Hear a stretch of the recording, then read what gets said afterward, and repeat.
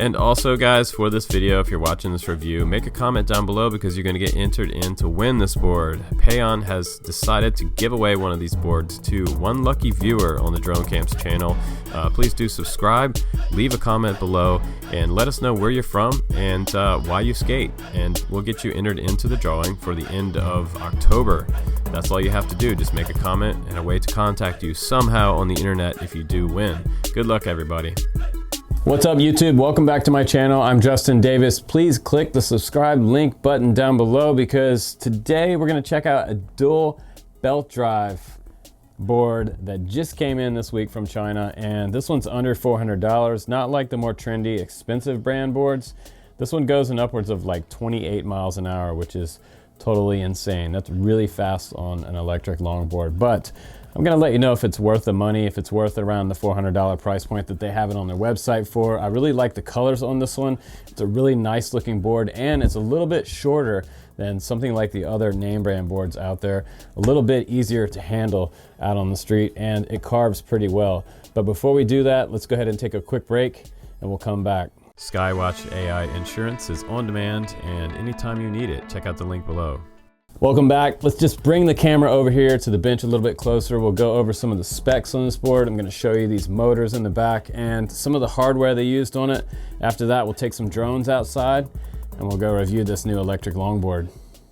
Now this is why it's really important for reviewers like me to review a Chinese longboard, is because you need to know the specs. Not just the specs, you also need to know how this board rides. The specs look good on paper, but what about the board's riding characteristics? Now the wheels are really good on this board. They're actually a nice nylon, and the bearings, I've seen these on other boards. Those are pretty high quality bearings, but where the board rides nice and smooth and takes a lot of the vibration out of the deck and your feet is the dual risers that you use. They use 2 layers of risers. This makes a huge difference in the board's ride and vibration.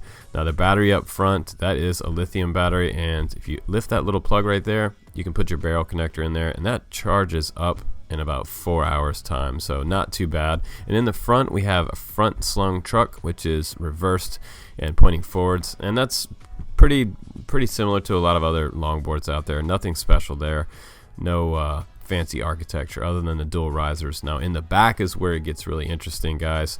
We have dual brushless motors in the back running 2 different belt drives, and this is great for going uphill, especially in the Portland, Oregon area. You need some extra torque. A lot of guys want belt drive because it does have that extra torque that we're looking for. If you're a heavier guy, belt drive is the way to go. It's a little bit noisier, but you're going to get a better acceleration right from the get-go. This board does take off really fast if you want that extreme acceleration. If you look closer, the belts are already tight and there's not a lot of slop in the belt around the flywheel, which is really nice. There's only a few scratches on my cover so far, but this is where the ESC is, and you see your wires going up there to your brushless motors there. These are huge motors that are running these wheels, and in the front right here we have a USB port that looks like they might allow a firmware update and your battery power there. And you can press on the power button there, that turns the board on. It's going to show you the board battery status right there, which is kind of a nice feature that this board has. And looking at this board overall, let's check out the deck. The deck is one of the most important parts of the board in my opinion. If you don't have a nice deck, you don't have a nice board. Really crappy trucks and components also contribute to a terrible riding board, but this board has a minimal amount of flex. It doesn't bounce a whole lot. It does have a pretty nice stiff ride, and I do like the fact that it does have a nice carrying handle on there. And if you look at this, there's not a lot of concave in this deck, but there is a lot of step from front to back, and getting the measuring tape on it right about 36 1/4, just over 3 feet. And you can plug in the barrel connector, and that's going to charge the board up in about 4 hours time. And you'll see this little LED right here. This is going to go green when you have a full charge.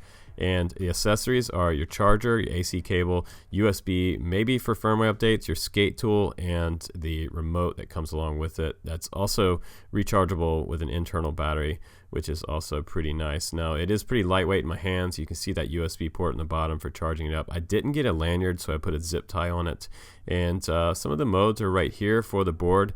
And this is the power button right here. If you just press it once, the power turns on, and long press it to turn it off. You have your connection status right there. I'm on mode 3 right there because that's my favorite. And now I'm in mode 1, and press it again once more, puts me in mode 2, up to mode 3 there, and the fastest mode, mode 4, which is totally insane. And if you keep pressing it, you'll just go back around. You'll keep cycling back around through the different modes. And you can change those while you're riding, which is cool. And mode 3 is definitely my favorite there. Up top, you have acceleration, braking, reverse.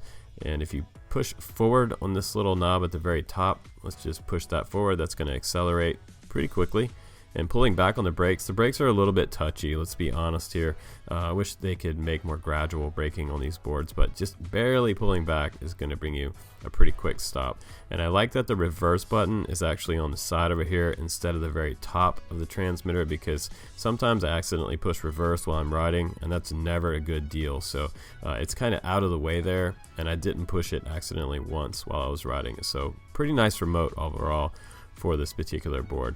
Let's go ahead and get out of the studio. Okay, let's go ahead and do some road testing with this and the different speed modes. Now, mode 1 is the absolute beginner mode. You start off in that mode with the LED at the very bottom. This is great for kids or beginners. Mode 2 is kind of nice. It's going to get you in upwards of 10 miles an hour, and you're going to start to be able to carve a little more and kind of play around with the board. Mode 3 is probably my favorite mode, and that puts me up in the 13 to 15 mile an hour range with my testing, and that's a nice sort of high throttle carve mode. Now, mode 4 is where you get extreme throttle, and this is for the expert skaters and downhill skaters. If you're on a sort of a downhill slope, in mode 4 you're going to go over 30 miles an hour. So the safe range on this board, in my opinion, is probably mode 2 and mode 3 are the most comfortable cruising range for this board. Now, one thing I dread with electric longboards is getting in the grocery store and getting out through the checkout with a really heavy board. This board is actually really easy to carry at only 14 pounds. It makes it a lot easier to navigate through the store. Now, so far this review has gone pretty good for this board because this is relatively a no-name company that I've never heard of. I like the fact that this board is a little bit shorter. The wheels are nylon and they do seem to perform pretty nice and soft on the street. There's not a lot of vibration on this board on the street, which is a huge factor. I've ridden some cheaper boards from some no-name companies that had terrible vibration. My ankles were vibrating after riding the board, and it just wasn't a good experience that I wanted to return to. So the good thing and the good news about this board is that it is really insanely smooth on the highway, and Portland has terrible streets, folks. Let's face it, there's a lot of potholes and cracks, and these roads really actually kind of suck. So that's good news for this board. And let's just go ahead and get out of the Portland metro area, away from the potholes and the cracks. I found this awesome development where there's nice new blacktop to try out this board and also do some speed runs. Now, I'm in mode 2 right now, and I'm just kind of cruising, feeling it out.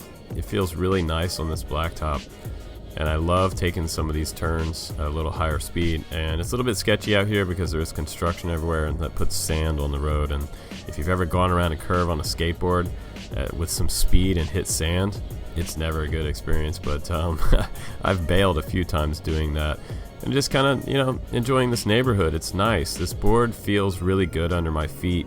Like I said, if I have a problem with a Chinese board that doesn't have any risers underneath the trucks, it really sucks to ride those. And it even rides through the grass, and didn't quite make that turn. You need to loosen up these trucks a little more if you want to carve and be able to make tight turns. Like some of these turns right here, I'm just barely able to make some of those turns. But again, it does have good power with these dual belt drive motors in the back. I'm going uphill right here, 150 pounds back onto the sidewalk, so that's good.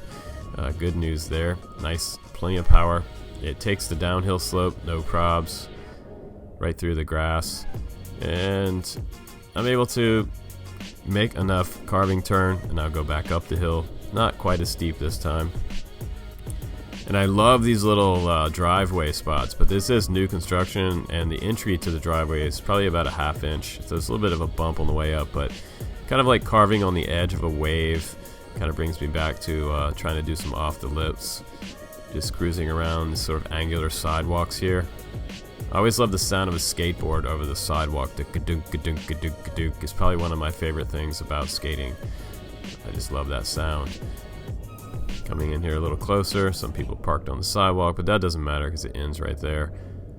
No big deal. Always look behind you when you cross the street for sure. Just cruising on the sidewalk again. This board is riding really smooth, and I really do like the way it rides. This one's probably going to stay in my collection. I'm just kind of doing that a little off the lip there, pretending I'm surfing. Uh-oh, there's the police.